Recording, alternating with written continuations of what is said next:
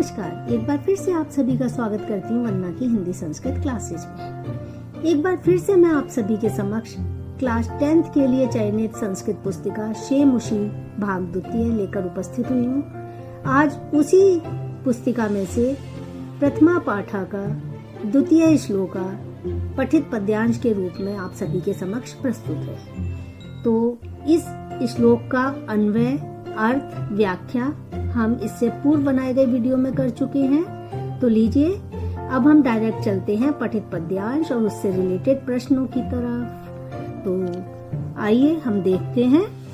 देखिए, पठित पद्यांश हमारा श्लोक है। कज्जल मलिनम धूमम मुंचति शत्र शकटियानम वाष्पयान माला संधावती वितरन्ति ध्वानम यानानाम पंक्तिया ही अनंतः कठिनम संसरणम शुचि पर्यावरण। तो सबसे पहला जो प्रश्न आता है वो आता है आप सभी का एक पदेन उत्तरात्, एक पद में उत्तर दीजिए। जी हाँ, एक पद means only one word answer. यहाँ आपको पूर्ण वाक्य लिखने की बिल्कुल आवश्यकता नहीं है, क्योंकि कई बार मार्क्स इसके लिए कट भी जाते हैं। तो प्लीज प्रश्नों को ध्यान पूर्वक पढ़िएगा और उसका उत्तर जहाँ जैसा आपको निर्देश दिया गया है उसी के अकॉर्डिंग उत्तर दीजिएगा। यह है एक पद में उत्तर, तो प्लीज एक शब्द में ही उत्तर आपको देना है। और एक शब्द में उत्तर देते समय पूरा सेंटेंस आप पढ़ेंगे, लेकिन प्रश्नवाचक शब्द को बहुत ध्यान से देखेंगे। जैसे यहाँ है ध्वानम वितरन्ति, कोलाहल करती हुई, का संधावती, क्या दौड़ती है, मतलब शोर मचाती हुई क्या चीज ऐसी है जो दौड़ती है। तो आप देखिए, ध्वानम वितरन्ति यहाँ आया है, संधावती यहाँ आया है, तो बहुत इजी है। आपको आ की मात्रा के साथ आ की मात्रा वाला वर्ड आप यहाँ मैच करके लिख दीजिए। सिर्फ और सिर्फ का को रिप्लेस करिए वाष्पयान माला। सिंपल है, वाष्पयान माला, ये आपका उत्तर बन गया। आपको पूर्ण उत्तर लिखने की बिल्कुल आवश्यकता नहीं है, क्योंकि हमें सिर्फ और सिर्फ एक पद में उत्तर देना है और सिर्फ हमें प्रश्नवाचक शब्द को रिप्लेस करना है। तो ध्यान से प्रश्नवाचक शब्द को आप देखिए। शत्र शकटी यानम कीदृशम धूमम मुंचति, सैकड़ों जो यान हैं, जो गाड़ियां हैं, वो कैसा धुआं छोड़ती है। तो आप फिर से इसी लाइन पर जाइए जहां ये लिखा हुआ है शत शकटी यानम, ऊपर है शत शकटी यानम। देखिए, धूमम मुंचति, ये सारा कुछ इसमें लिखा हुआ है, सिर्फ एक वर्ड मिसिंग है, दैट इज कज्जल मलिनम। तो बहुत इजीली फाइंड आउट करना है। जो वर्ड उस लाइन का मिसिंग होगा इस श्लोक में, मोस्टली वही आपका आंसर वाला पार्ट होगा। तो आप कीदृशी को, ये जो कीदृशम है, इसको कज्जल मलिनम से रिप्लेस कर देंगे और उत्तर आपका आ गया। ठीक है, तो आपके पास दो प्रश्न के उत्तर आपने देख लिए। अब तीसरा प्रश्न है वाष्पयान माला किम वितरन्ति संधावती। फिर से आप ध्यान से देखिए इस लाइन को। वाष्पयान माला, संधावती और वितरन्ति, ये सब कुछ है हमारे प्रश्न में। सिर्फ और सिर्फ ध्वानम इज मिसिंग। ध्यान से देखिए, सिर्फ क्या मिसिंग है, ध्वानम। तो आंसर हमारा किम को आप रिप्लेस करके लिख दीजिए ध्वानम। अब आपको समझ में आ गया होगा कि क्या ट्रिक होती है वन वर्ड आंसर निकालने की, है ना। पूर्ण वाक्य में उत्तर, सिर्फ और सिर्फ आपको वही लाइन लिखनी है जो आपके प्रश्न में है।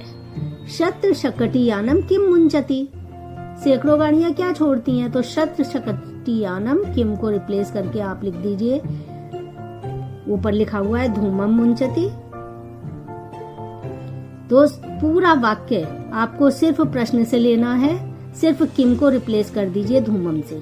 शत शकटियानम धूमम मुंचति, आपका आंसर बन जाएगा। अब सेकंड है किमर्थम संसरणम कठिनम। ये थोड़ा सा ट्रिकी है बेटा, इसको पूरा आंसर आपको बनाकर लिखना पड़ेगा कि किस लिए चलना कठिन हो गया है। अब आप ध्यान से आप देखिए, यानम पंक्तिया ही अनंता कठिनम संसरणम, कि यानों की जो अनंत पंक्तियां हैं रोड पर, सड़क पर, उसके कारण संसरणम कठिन हो गया है, कठिन है। तो आपको इसको पूरा वाक्य अपने आप बनाना है। तो आप यहाँ लिखेंगे यानानाम अनंता पंक्तियां सन्ति। मार्गे सबसे पहले कहाँ है, तो आप ऊपर लिखिए मार्गे यानानाम अनंता पंक्तियः सन्ति, अतः इसलिए, अतः संसरणम कठिनम, ये एज इट इज आ जाएगा यहाँ पर इसके बाद। आंसर ठीक है। यानानाम अनंतः पंक्तियः सन्ति अतः संसरणम कठिनम अस्ति, या अस्ति नहीं भी लिखेंगे तब भी आपका उत्तर आ गया। अब आप ध्यान से देखिए, तीसरा प्रश्न है वाष्पयानमाला किम करोति, वाष्पयानमाला क्या करती है। तो आपको पता है वाष्पयानमाला क्या करती है। देखिए ऊपर वाष्पयानमाला ध्वानम वितरन्ति समधावति। तो आंसर आप क्या लिखोगे, वाष्पयानमाला किम करोति ध्वानम वितरन्ति समधावति, एज इट इज आ जाएगा ध्वानम वितरन्ति समधावति। ये आपका इसका उत्तर बन गया। Is there any problem? I think आपको क्लियर होते जा रहे हैं सारे आंसर। अब निर्देश के अनुसार उत्तर देना है, तो सिर्फ और सिर्फ वही जो यहाँ लिखा हुआ है उसी के अकॉर्डिंग आपको उत्तर देना है। समसरणम, अत्र कहा उपसर्गः, यहाँ कौन सा वर्ड उपसर्ग है, समसरणम। इस शब्द में आपको फाइंड आउट करना है उपसर्ग, तो इसका है सम प्लस सरणम, तो उपसर्ग क्या हुआ, सम। दिस इज उपसर्ग सम। ओके। क्षत्रिय प्रत्यांत शब्दम चित्वा लिखत, तो आपने अभी देखा कि ऊपर है वितरंती, वितरंती दौड़ती हुई, वितरंती बांटती हुई, फैलाती हुई, तो क्षत्रिय प्रत्यय उसमें लगा हुआ है, तो आप लिख देंगे वितरंती। ये बड़ी की मात्रा, स्त्रीलिंग क्षत्रिय प्रत्यांत वर्ड होता है। बड़ी की मात्रा, छोटी की होती तो ये लट लकार का रूप बन जाता, लेकिन यहाँ बड़ी की मात्रा है इसलिए ये क्षत्रिय प्रत्यांत है। अस्य समानार्थक पदम चित्वा लिखत, इसका समानार्थक पद चुनकर लिखो, और वर्ड क्या है, ध्वनि।